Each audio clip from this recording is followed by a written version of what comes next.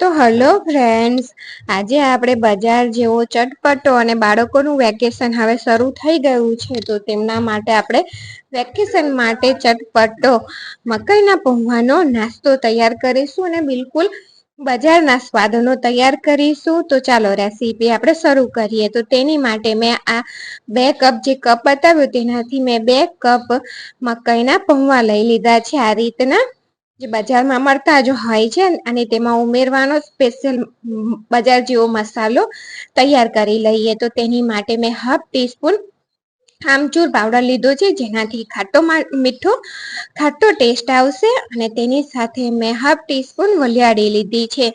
જો વલિયાળી તમારે ઉમેરવી ઓપ્શનલ છે, પણ ઉમેરવી હોય તો ઉમેરી શકો છો. અને જો તમારી જોડે આમચૂર ના હોય તો તેની જગ્યાએ તમે લીંબુના ફૂલ કે ચાટ મસાલો પણ લઈ શકો છો. 1 ટીસ્પૂન લાલ કાશ્મીરી મરચું અને 1/4 ટીસ્પૂન જેટલી હળદર લીધી છે.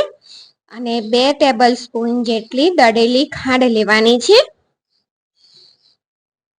દળેલી જ ખાંડનો યુઝ કરવાનો છે.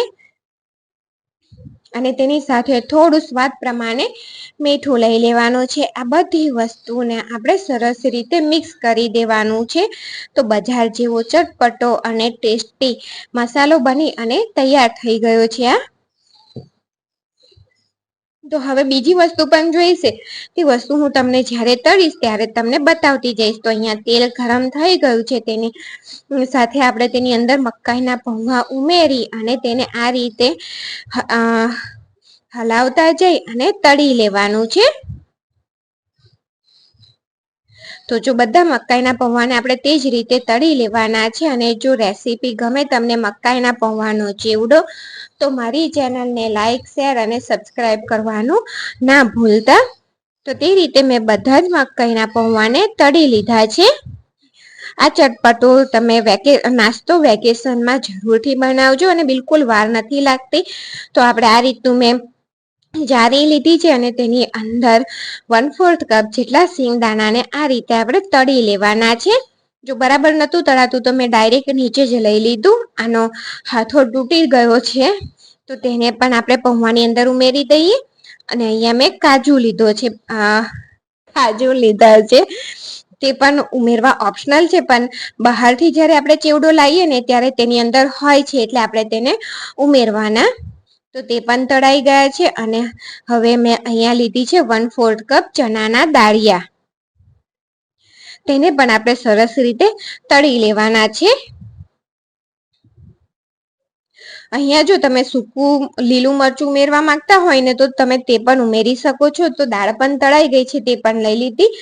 અને લીમડાના પાન વગર તો આપણો ચેવડો અધૂરો છે. તો લીમડાના પાન પણ આપણે તળી અને તેને પણ તેની અંદર ઉમેરી દઈએ. તો જોતા જ મોઢામાં પાણી આવી જાય તેવો જ દેખાય છે ને મકાઈનો ચેવડો. તો હવે આપણે જો બધી વસ્તુ અત્યારે ગરમ જ છે થોડી, તો તેની અંદર આપણે આ જે મસાલો બનાવીને તૈયાર રાખ્યો ને તેને ઉમેરી દેવાનો છે.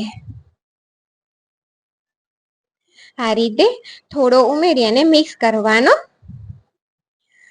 થોડું ગરમ હોય ને ત્યારે જ આપણે મસાલો એડ કરી દેવાનો. એટલે શું થાય કે ગરમમાંથી મસાલો સરસ રીતે ચોંટી જાય. તો જો બાઉલ મને નાનું પડતું હતું તો મેં તેને ચેન્જ કરી લીધું છે. અને આ વેકેશનમાં તમે જરૂરથી બાળકો માટે આ ઇન્સ્ટન્ટ બિલકુલ વાર નહીં લાગે. તમે માત્ર 10 જ મિનિટમાં નાસ્તો બનાવી અને તૈયાર કરી દેશો. તો જો બધા મસાલાને સરસ રીતે મિક્સ કરી દીધું છે, તો મકાઈના પૌવાનો નાસ્તો તૈયાર